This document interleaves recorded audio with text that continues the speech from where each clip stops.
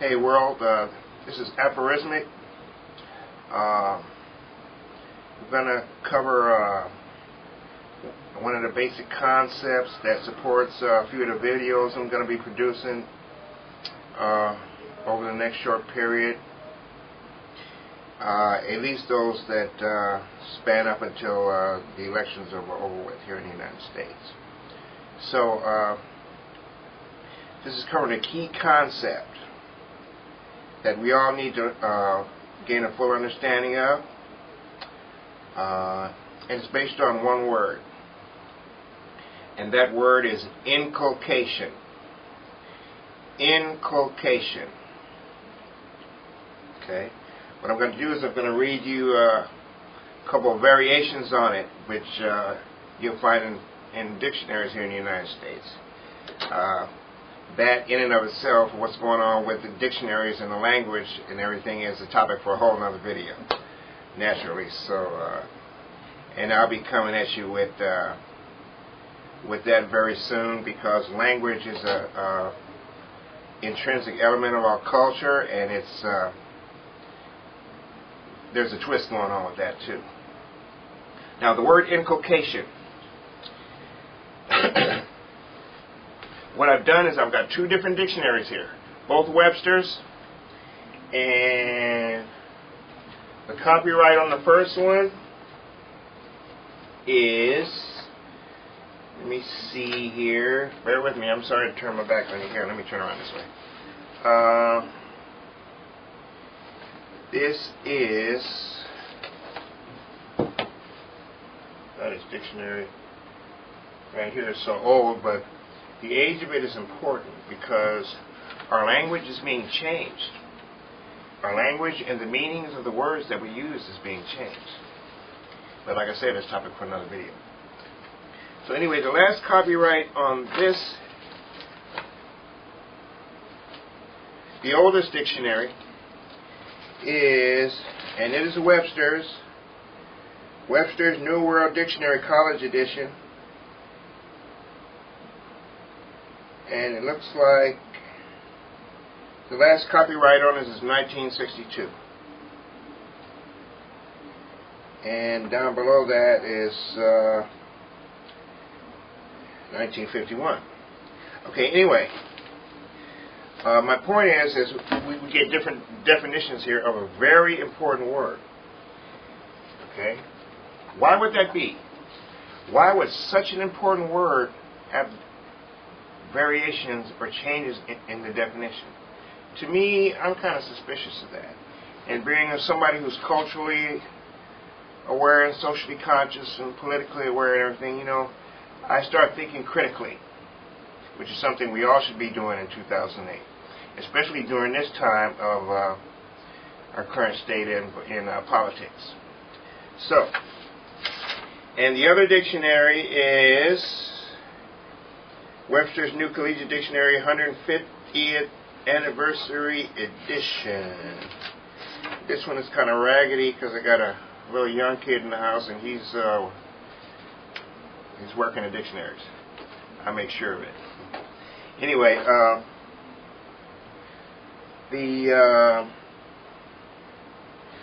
okay, my point is about our language being changed. So, this word, inculcation. Now, the oldest definition of this states, get a little closer here, inculcation,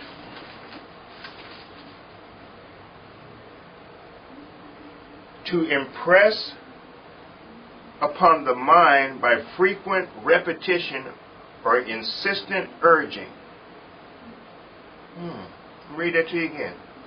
To impress upon the mind by frequent repetition or insistent urging. Isn't that something? That's the old original meaning. To impress upon the mind by persistent urging. Now the newer definition says inculcate. To teach and impress by frequent repetition or admonitions. Okay, now that we got that out the way, so let's go with the older definition, the more original definition. To impress upon the mind by persistent urging. What automatically kicks into your mind when you hear that? Would you by any chance think of brainwashing? Okay. I do. Okay, so, alright. And the reason I bring this concept up is because this concept is directly related to what we come in contact with every single day. That's true. Every single day. The corporate media, news media, that we watch and trust every single day. The corporate media that's owned by a handful of corporations, all the main news outlets that we see every day throughout the country are owned by a handful of companies, which are, I might add, are never going to say anything in there that's not to their benefit. So, moving right along. Inculcation. To impress upon the mind by persistent urging. Okay?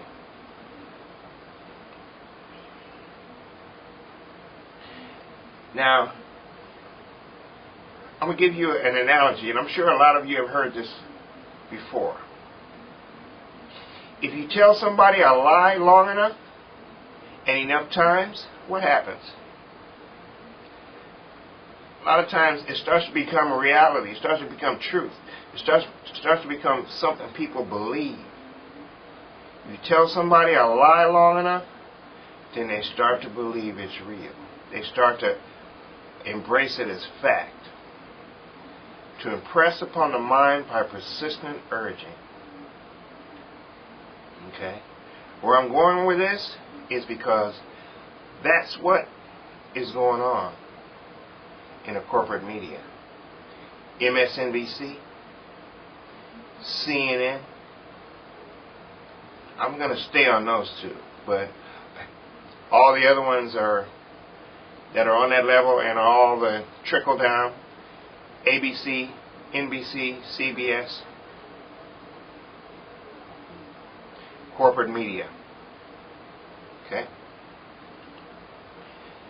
Now, everyone knows that we're supposed to embrace our mainstream news media as objective news sources, objective sources of commentary. Do you believe that they are? If you do, you might want to rethink that. You might want to kind of start taking a look at what it means to be a critical thinker. That means being a critical thinker in today's media-driven world. It means to have certain filters in place. To be able to screen out fact from fiction. To filter out biased news reporting and commentary from unbiased news reporting and commentary.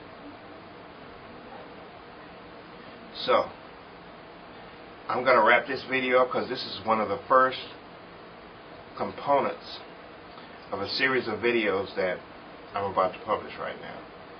Inculcation. To press upon the mind by persistent urging. Think of this while you watch the media over the next few months and in the future. This is aphorismic.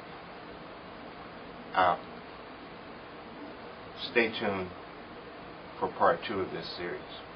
Thank you.